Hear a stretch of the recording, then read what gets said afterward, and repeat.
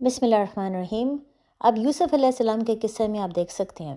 کہ باقی 10 بھائی بنیامین کو لے کر دوبارہ یوسف علیہ السلام کے پاس آتے ہیں، بالکل ایسے ہی جیسے یوسف علیہ السلام چاہ رہے تھے۔ جیسے وہ داخل ہوتے ہیں، یوسف علیہ السلام فوراً بنیامین کو سائڈ پہ لے جا کر ان کو سچ بات بتا دیتے ہیں، ان کو یہ سمجھا دیتے ہیں کہ وہ یوسف ہیں تاکہ بنیامین کو مزید تکلیف نہ پہنچے،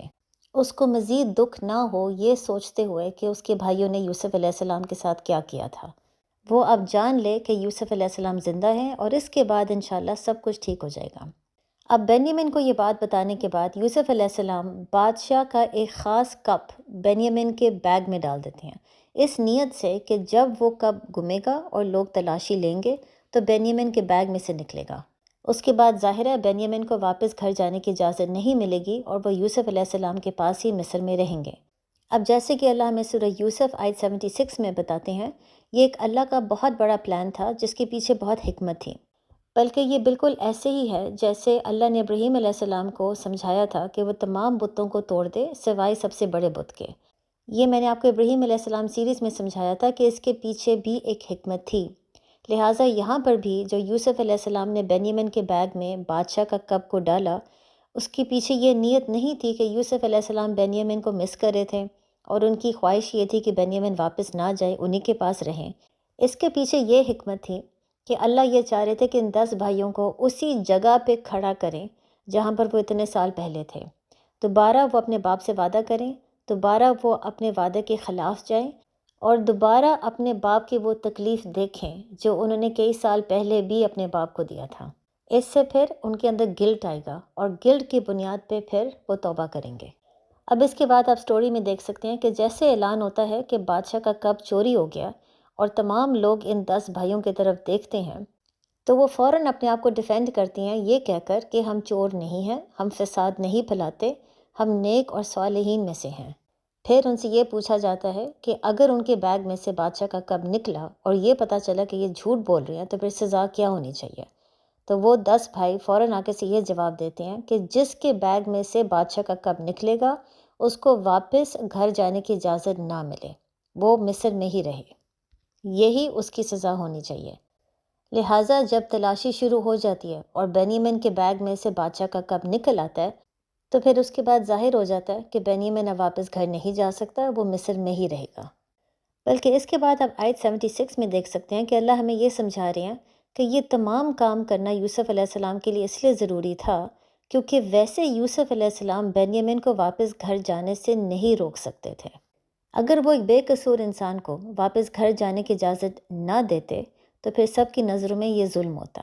اور ظاہر ہے کیونکہ یوسف علیہ السلام اس وقت ایک نبی تھے تو نبی کسی کے ساتھ ظلم نہیں کر سکتا، بلکہ اس کے ساتھ ساتھ ہمیں یہ بھی قرآن میں سمجھایا جاتا ہے کہ اس وقت مصر کے لاز کے مطابق بھی یوسف علیہ السلام کو اجازت نہیں تھی کہ وہ ایک بے قصور انسان کو واپس گھر جانے کی اجازت نہ دیتے، بلکہ اس سے ہمیں یہ بھی سمجھ آ سکتا ہے کہ ہو سکتا ہے یوسف علیہ السلام واقعی ایک رسول تھے، صرف نبی نہیں تھے بلکہ ایک رسول بھی تھے جو اپنے ساتھ ایک شریعت لے کر آئے تھے، اور وہ شریعت پورے مصر میں نافذ ہو رہا تھا بادشاہ کی اجازت سے۔ آخر کار ہم یہ سوال پوچھ سکتے ہیں کہ اتنے سال جب یوسف علیہ السلام جیل میں تھے اور سب لوگ جانتے تھے کہ وہ بے قصور ہے، بادشاہ بھی جانتا تھا کہ وہ بے قصور ہے، تو بادشاہ نے اس وقت یوسف علیہ السلام کو جیل سے کیوں نہیں نکالا؟ اتنے سال ایک بے قصور انسان کو جیل میں رہنے کی اجازت کیوں دی؟ اس سے صاف یہ ظاہر ہوتا ہے کہ اس وقت بادشاہ کے جو قانون تھے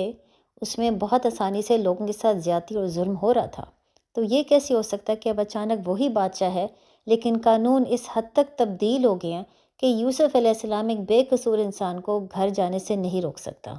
یہ بادشاہ کے قانون میں جو ہم شفٹ دیکھ سکتے ہیں، اس سے یہ ظاہر ہوتا ہے کہ ہو سکتا ہے یوسف علیہ السلام ایک رسول تھے جو ایک شریعت لے کر آئے تھے اور بادشاہ اس شریعت کو پورے مصر میں نافذ کر رہا تھا، اور اس شریعت کے مطابق کسی بے قصور انسان کو گھر جانے سے کوئی نہیں روک سکتا۔ اب اس کے ساتھ ساتھ آپ کو یہ بھی یاد ہوگا کہ میں نے پچھلے ایپیسوڈز میں آپ کو نبی اور رسول کا فرق بتایا تھا اور آپ کو یہ سمجھایا تھا کہ رسول خاص ایک قوم کی طرف بھیجا جاتا ہے ایک خاص وقت کے لیے، اور جب وہ مقرر وقت ختم ہو جاتا ہے تو پھر لازماً اس قوم کے اوپر عذاب آتا ہے۔ جن لوگوں نے اس رسول کی اطاعت کی وہ بچ جاتے ہیں اور باقی تمام لوگ غرق ہو جاتے ہیں۔ تو پھر یہاں پر اگر یوسف علیہ السلام ایک رسول تھے جو مصر کی طرف بھیجے گئے تو پھر بعد میں مصر میں کون سا عذاب آیا تھا جن میں وہ لوگ جنہوں نے یوسف علیہ السلام کی اطاعت نہیں کی وہ تمام لوگ غرق ہو گئے۔ یہ اللہ بہتر جانتے ہیں، لیکن یہ پاسبلٹی ہے کہ کوئی عذاب اس وقت آیا ہو مصر میں جس میں وہ تمام لوگ جنہوں نے یوسف علیہ السلام کی اطاعت نہیں کی وہ غرق ہو گئے اور باقی تمام لوگ بچ گئے۔ اب اس کے بعد آپ قصے میں دیکھ سکتے ہیں کہ جب بادشاہ کا کپ بنیامین کے بیگ میں سے نکلا تو وہی بھائی جو ابھی سب کو یہ بیان کر رہے تھے کہ وہ فساد نہیں پھیلاتے نہ ہی وہ چور ہیں، اچانک انہوں نے تمام الزام بنیامین کے اوپر ڈال دیا۔ یعنی انہوں نے سب کو اس وقت یہ شو کروایا کہ ان کو کوئی خاص حیرانگی نہیں ہوئی یہ جانتے ہوئے کہ بنیامین چور ہیں، بلکہ اس کے ساتھ ساتھ انہوں نے تمام لوگوں کے سامنے اس وقت یہ کہا کہ اگر بنیامین چور ہے تو اس کا ایک بھائی بھی ہوتا تھا، وہ بھی چوری کرتا تھا۔ اس وقت وہ یہ نہیں جانتے تھے کہ جس بھائی یوسف علیہ السلام کا ذکر کر رہے ہیں وہی بھائی اس وقت ان کے سامنے کھڑا ہوا ہے۔ اس سے آپ کو صاف یہ بات ظاہر ہوگا کہ اس وقت ان بھائیوں کے اندر شرم، گلٹ بھی نہیں تھا۔ ان کو ابھی تک اس چیز کا احساس ہی نہیں تھا کہ انہوں نے کتنا بڑا جرم کیا۔ جس بھائی کے ساتھ اتنا بڑا ظلم کیا وہ اسی بھائی کی غیر موجودگی میں اس کو بدنام کرنے کی کوشش کر رہے تھے، حالانکہ وہ یہ نہیں جانتے تھے کہ وہی بھائی ان کے سامنے کھڑا ہوا ہے۔ اس وقت یہ تمام باتیں سن کر یوسف علیہ السلام خاموش رہے۔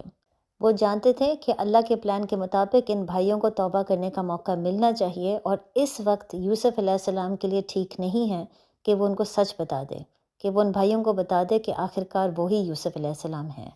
اب جب ان بھائیوں نے بنیامین اور یوسف کے خلاف باتیں کی تو اچانک ان کو احساس یہ ہوا کہ واپس جا کے وہ اپنے باپ کا سامنا کیسے کریں گے۔ انہوں نے باپ سے ایک وعدہ کیا تھا کہ وہ بنیامین کی حفاظت کریں گے، تو اب وہ بنیامین کو چھوڑ کے واپس کیسے جا سکتے ہیں۔ اس کے بعد ان بھائیوں نے آپس میں ایک میٹنگ رکھی، اور جو سب سے بڑا بھائی تھا اس نے باقی بھائیوں کو یوسف علیہ السلام کے بارے میں یاد کروایا کہ ہم نے اس وقت بھی باپ سے ایک وعدہ کیا تھا اور پھر ہم اس وعدے کے خلاف گئے تھے، اور اس سے ہمارے باپ کو کتنی تکلیف پہنچی تھی، اور اب اگر دوبارہ ہم اپنے وعدے کے خلاف گئے تو ہمارے باپ کے اوپر کیا گزرے گی۔ لہٰذا اس نے فوراً اپنا فیصلہ سنا دیا کہ وہ مصر چھوڑ کے نہیں جائے گا واپس فلسطین، لیکن باقی بھائیوں کو اس نے یہ پیغام دیا کہ وہ واپس جائیں اور باپ کو بالکل سچ بتا دیں۔ انہیں بتائے کہ بنیامین نے بادشاہ کا کپ چوری کیا ہے، اور اگر ان کو اس بات پہ یقین نہیں آ رہا تو وہ شہر میں کسی سے بھی پوچھ سکتے ہیں، کیونکہ ظاہر ہے وہ بات تو بہت جلدی پھیل گئی تھی۔ اب جیسے وہ باقی بھائی گھر پہنچے اور انہوں نے بات یعقوب علیہ السلام کو بتائی تو یعقوب علیہ السلام نے یقین نہیں کیا، لیکن سب سے خوبصورت بات یہ ہے کہ انہوں نے صرف صبر نہیں دکھایا، بلکہ ان کے اندر تب بھی اتنی امید تھی کہ اللہ دونوں بیٹے مجھے واپس کر دیں گے۔ اس کو صبر کہتے ہیں۔ صبر میں 3 چیزیں آتی ہیں۔ نمبر 1 تو پیشنس دکھانا جب ایک بہت مشکل حالات میں انسان ہو۔ نمبر 2 اللہ کا بار بار شکر ادا کرنا، چاہے انسان کی اس وقت زندگی کتنے ہی تکلیف دہ ہو۔ اور نمبر 3 اللہ پر پھر بھی امید رکھنا، جتنے مرضی اللہ نے دروازے بند کر دیے ہیں اس کے باوجود اس امید میں رہنا کہ ایک نہ ایک دروازہ کھلے گا اور آسانی آئے گی۔ ان 3 چیزوں کو ملا کر صبر کہتے ہیں، اور یہ تینوں چیزیں آپ یعقوب علیہ السلام میں دیکھ سکتے ہیں۔ یعقوب علیہ السلام نے پیشنس بھی دکھایا، بار بار اللہ کا شکر ادا بھی کر رہے تھے، اور آخر میں ایک امید تھی کہ اب دوسرا بیٹا بھی چلا گیا لیکن انشاءاللہ اللہ دونوں بیٹے مجھے واپس لوٹائے گا۔ اب یہاں پر عموماً کئی لوگ یہ سوال پوچھتے ہیں کہ یعقوب علیہ السلام بار بار ایک دعا مانگ رہے تھے، بار بار خواہش کر رہے تھے کہ وہ دوبارہ یوسف علیہ السلام کے پاس چلے جائیں، انہوں نے اس وقت یہ چیز کو ایکسیپٹ کیوں نہیں کیا کہ ہو سکتا ہے یہی تقدیر میں لکھا ہوا تھا کہ ان کی ملاقات یوسف سے نہیں ہوگی؟ وہ بار بار ضد میں آ کے ایک دعا کیوں کر رہے تھے؟ اس میں ہم یہ سمجھ سکتے ہیں کہ یعقوب علیہ السلام ضد میں نہیں تھے، وہ بار بار یہ دعا اس لیے کر رہے تھے کیونکہ یوسف علیہ السلام کے خواب کے مطابق وہ جانتے تھے کہ وہ دوبارہ یوسف علیہ السلام سے ضرور ملیں گے۔ وہ صرف اس وجہ سے اس کو تقدیر سمجھ کے ایکسیپٹ نہیں کر رہے تھے، ان کے اندر امید تھی کہ وہ دوبارہ ان کی ملاقات یوسف سے ہوگی، صرف اس خواب کے بنیاد پہ۔ اس کے بعد آپ قصے میں دیکھ سکتے ہیں کہ جب یعقوب علیہ السلام دوبارہ یوسف کا ذکر کرتے ہیں اپنے بیٹوں کے سامنے تو وہ رونا شروع ہو جاتے ہیں، اور اس حد تک روتے ہیں کہ ان کی نظر ہی چلی جاتی ہے۔ اس وقت ان کے بیٹے اسی جگہ پہ کھڑے ہیں، اسی مقام پہ کھڑے ہیں جہاں پر وہ اتنے سال پہلے تھے۔ وہ دوبارہ وہی ایموشنز کو ایکسپیرینس کر رہے ہیں، وہ دوبارہ سے باپ کی تکلیف اور درد کو دیکھ رہے ہیں، اور وہ یہ بھی جانتے ہیں کہ اس تکلیف اور اس درد کی ذمہ دار وہ خود ہیں، کیونکہ انہوں نے اپنے بھائی کی حفاظت نہیں کی، بالکل ایسے ہی جیسے کئی سال پہلے بھی انہوں نے بھائی کی حفاظت نہیں کی۔ لیکن یہاں پر آپ دیکھ سکتے ہیں کہ ان بھائیوں میں کوئی گلٹ نہیں ہے، جو سب سے بڑا بھائی تھا اس میں گلٹ ہمیں نظر آتا ہے، جس کی وجہ سے وہ مصر میں ہی رہ گیا، واپس نہیں آیا۔ لیکن باقی بھائیوں میں آپ کو گلٹ نظر نہیں آتا، بلکہ وہ باپ پر غصہ نکالتے ہیں، صرف اس لیے کیونکہ باپ نے دوبارہ یوسف کا ذکر کیا۔ یہاں پہ آپ کو یہ نظر آتا ہے کہ یوسف کا نام سنتے ہی وہ ابھی بھی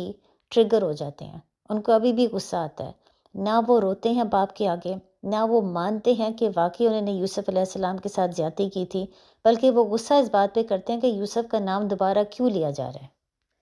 ان کی آگے سے فرسٹریشن دیکھتے ہوئے یعقوب علیہ السلام ان کو فوراً سمجھاتے ہیں کہ وہ جو بھی بات کر رہے ہیں، جو بھی وہ کمپلین کر رہے ہیں، وہ اس وقت صرف رب کے آگے کر رہے ہیں۔ اب یہ بھی ہمارے لیے سمجھنا بہت ضروری ہے، اگر ایک انسان کے اندر صبر ہے، یعنی وہ پیشنس بھی دکھا رہا ہے، وہ شکر گزار بھی ہے، امید بھی ہے اس کے اندر، اس کا یہ نہیں مطلب کہ وہ رو نہیں سکتا، اس کا یہ نہیں مطلب کہ وہ کبھی بھی اپنے رب کے آگے کمپلین نہیں کر سکتا، شکایت نہیں کر سکتا۔ وہ ضرور کر سکتا ہے، کیونکہ رب خدا بھی ہے اور آپ کا دوست بھی۔ لہٰذا جیسے کوئی بھی انسان اپنے دوست کے آگے اپنے ایموشنز کو ایکسپریس کرے گا، اسی طرح ہمیں بھی اجازت ہے کہ ہم اللہ کے سامنے اپنے ایموشنز کو ظاہر کریں۔ اس کا یہ نہیں مطلب کہ ہم بے صبرے ہیں، اس کا یہ نہیں مطلب کہ ہمارے اندر امید نہیں ہے یا ہم ناشکرے ہیں۔ ہر انسان کے اندر کبھی نہ کبھی وہ ایک ایسا وقت آتا ہے کہ وہ تھک جاتا ہے، اور اس کی وجہ سے وہ اپنے رب کے آگے شکایت کرتا ہے، اس میں کوئی گناہ نہیں ہے۔ لیکن پھر ایسا انسان دوبارہ یعقوب علیہ السلام کی طرح کھڑا ہو جائے اور لڑنا شروع ہو جائے، اس امید سے کہ انشاءاللہ آسانی آگے آئے گی۔ اور یہی خوبصورت پیغام یعقوب علیہ السلام آخر میں اپنے بیٹوں کو سمجھاتے ہیں کہ ہمیشہ اللہ کی رحمت پر امید رکھیں۔ یعنی وہ اپنے بیٹوں کو بتا رہے تھے کہ ابھی بھی یوسف علیہ السلام کو ڈھونڈنے کی کوشش کرو، اور ساتھ یہ امید رکھو کہ جو بھی آپ نے ظلم اور زیادتی کی، اللہ انشاءاللہ آپ کو معاف کر دے گا، اللہ معاف کر سکتا ہے۔ اور ساتھ ہی یعقوب علیہ السلام اس وقت اپنے آپ کو بھی یہ پیغام دے رہے تھے کہ جتنے مرضی دروازے بند ہو جائیں، جتنی مرضی تکلیفیں آئیں، کبھی بھی اللہ کی رحمت پر انسان کو نا امید نہیں ہونا چاہیے۔ جس رب نے دونوں بیٹوں کو چھین لیا ہے، وہی رب دونوں بیٹے ایک ہی دن میں واپس کر سکتا ہے۔ السلام علیکم۔